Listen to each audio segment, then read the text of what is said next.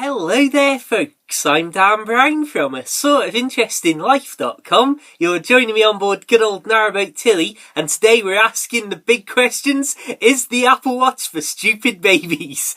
Anyway, basically, I thought that now that I've been wearing the watch for just over a month, I would give some proper thoughts and actual experience, insights and what have you to actually owning one of these things. And I can start by saying that it's got a fake little Milanese loop band on it. It's only really a sport version, not one of the 600 quid versions. But even with it being the sport version at 340 quid, I can say this is probably one of the most expensive and useless things that I've ever bought. But also, I absolutely love it. Anyway, I think what we'll do is dive in and have a look at a few of the features just closer up and how I use it rather than a feature overview, because YouTube's full of not millions, but probably thousands of videos of going, oh, this is this app, oh, this is this app, and so on. So I thought, let's actually have a look at how I really use it in my everyday life. Right, let's dive straight in and have a chat.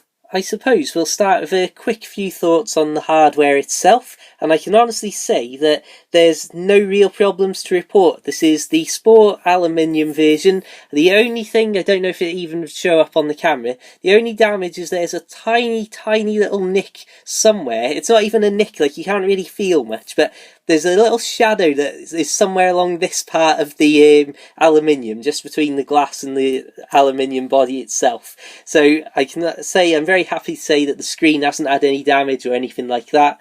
As I say, this isn't a proper Milanese loop band from Apple. This is just a much cheaper one that costs, I think, not even a fifth of the price of the Apple version. Again, it's just the crazy expense of the Apple accessories, where you can get a wristband like this, which is literally the Apple version is £129, which, again, I mean, that just seems absolutely ludicrous. If I just take it off screen here, you'll see again how easy it is to pop these bands off. But I'm sure that you've seen a million videos like this, where it's like, oh yeah, you can put a band in and then you can pop the band out and all that, and it really is as simple as it's, oh my goodness me, I threw that part of the band away, but it really is as quick and easy to change these bands around as all of the videos make it look.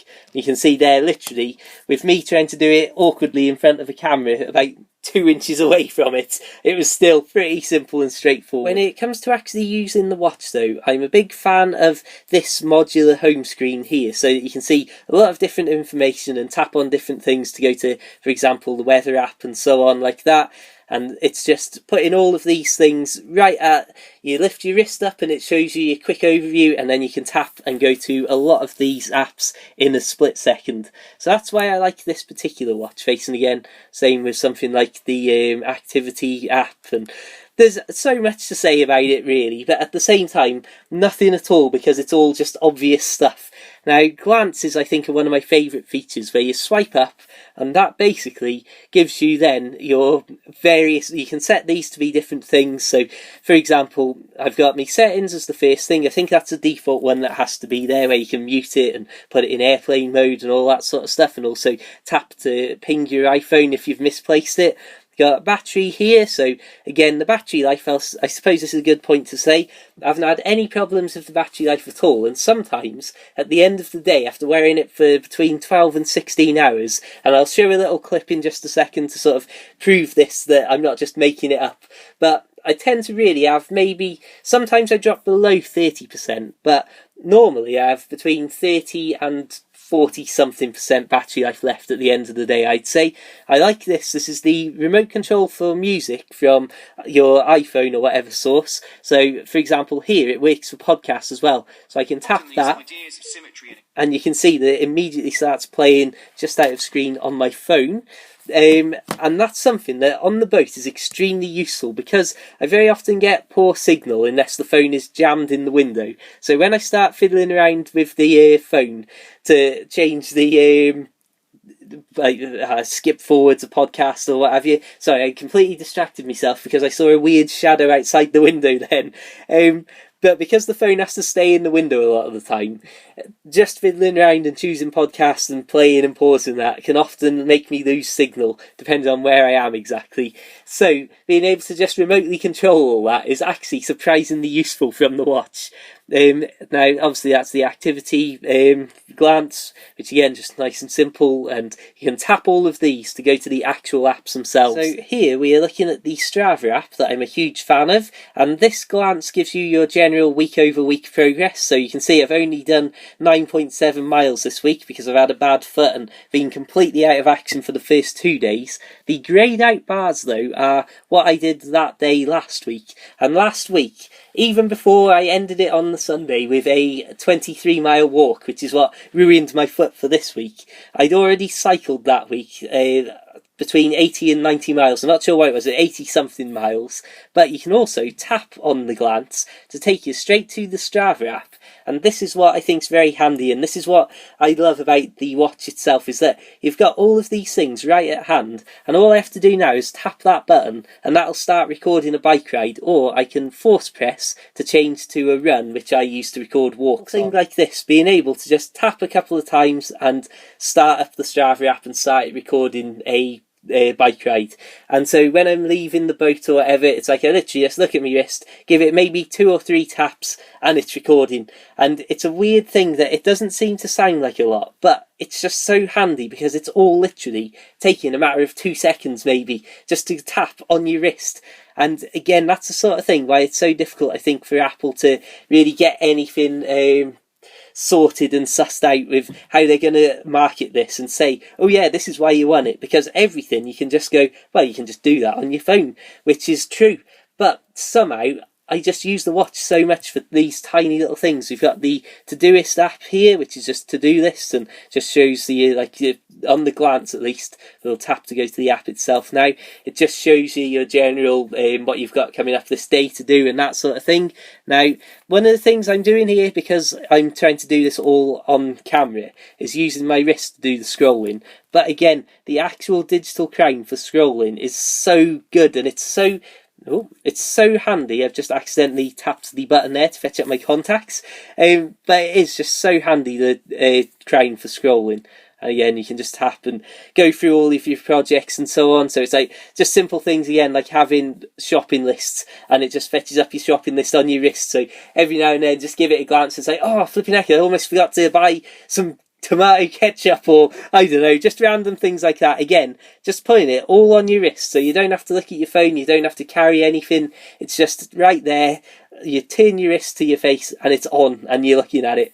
Those are all, like I say, the tiny little things that I really love, and the tiny little uses that make this something that I'm really enjoying having. Again, weather, we've just seen me tap on the weather app from the actual watch face itself, but it's all pretty self-explanatory, as you would imagine. Pennies, my little expenses app that I track things in, and I'm trying to track things a lot better in now to see where I can save money. Oh, we've got the English cricket board app here as well. This is just the glance again, and obviously heart rate, but because this isn't on my wrist, it's not going to be able to take a heart reading. I don't know if you can see, we've got the heart rate sensor in the background there, so it's trying to pick me up.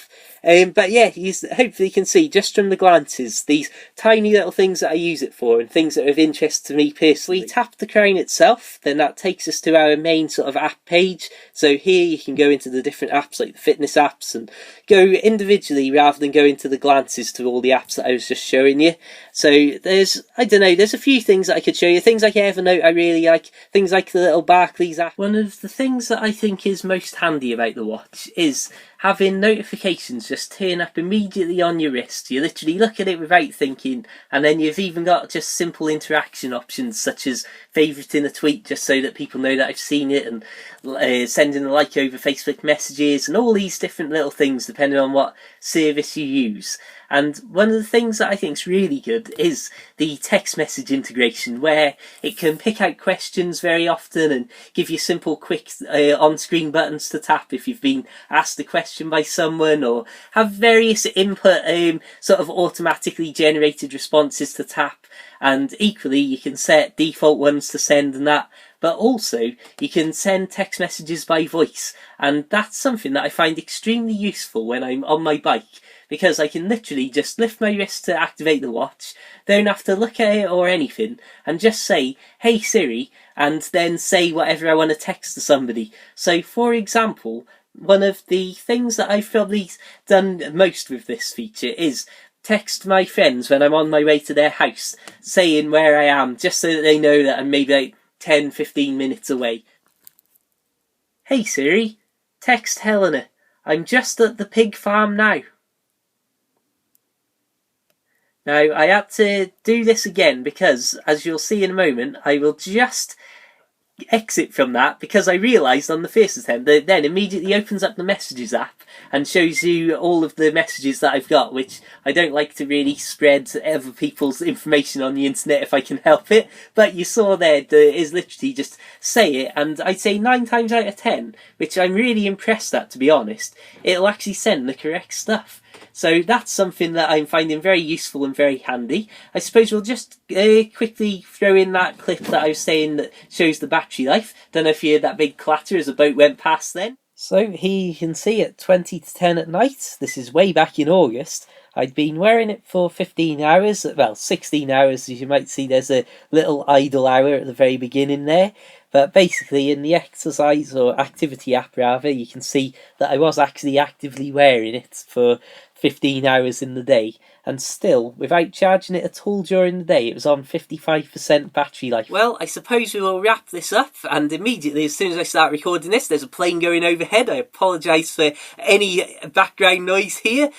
So anyway, as I was saying earlier, this is easily the most expensive thing that I've ever bought as far as I'm concerned, and I don't mean that of course in terms of it costs the most money that I've ever spent, but rather for the money invested to the actual useful functions and features that you get back. I don't think pound for pound that it's great value, but the fact that I do love it as well will make some people go, well, surely that means it's getting value for money from enjoyment and that sort of stuff, which I don't really fall into that category of thinking. I think it should be price based on function and actual useful features. And it's one of those tricky things, because I think if you said this is not 340 quid and 200 quid, then I would have had a lot less hesitation to begin with in actually buying one, and it would have definitely put it in line more with other similar sort of smart ones. I think there'd be a lot more impulse purchases on something like this had they have gone a little bit steadier with their pricing and just kept things a little bit lower and a little bit more reasonable. But ultimately though, actually using it and that, I can honestly say that there's not a day that goes by that I don't wear this for at least 12 hours a day since getting it, or since the morning after the day that I woke up and got it. But really, it's just the general sort of ease of use and the general thing that it's always just there at my wrist, and when I lift my arm up, it's on and it's showing me like, oh, don't forget to do this next, or oh, hang on, you're being pretty lazy today, do some actual exercise and go for a walk outdoors, and all of these different little things that just from glancing at just my simple modular home screen or watch face, whatever you want to call it. I know that we're not meant to call this anything that resembles a computer because Apple wants it to be a piece of jewellery. It's a computer on your wrist, definitely. I agree with Chris Pirillo, the tech reviewer, when he said, this is a wrist computer. It definitely is. But ultimately, though, it does all of the things that I really want it to do. And there's no time that I can ever envision going, well, I've got a tiny little screen on my wrist, I'm going to write my next book on it. Or, oh, I tell you what, I've got this tiny little screen here, I'm going to start editing photos on it. It's just about these simple interactions. And like I say, being able to just be cycling along and get a little text message and feel a little, well, you don't really feel when you're on a bike and your wrists and arms are shaking that much. You tend to not feel the haptic feedback. Whereas now, if I get a little tap from it now, and just in general normal life that isn't basically running or cycling or doing, I don't know, maybe being on a roller coaster, then you're going to know pretty much exactly what's what. That, oh yeah, I've just got a message, I've just got a notification come through basically.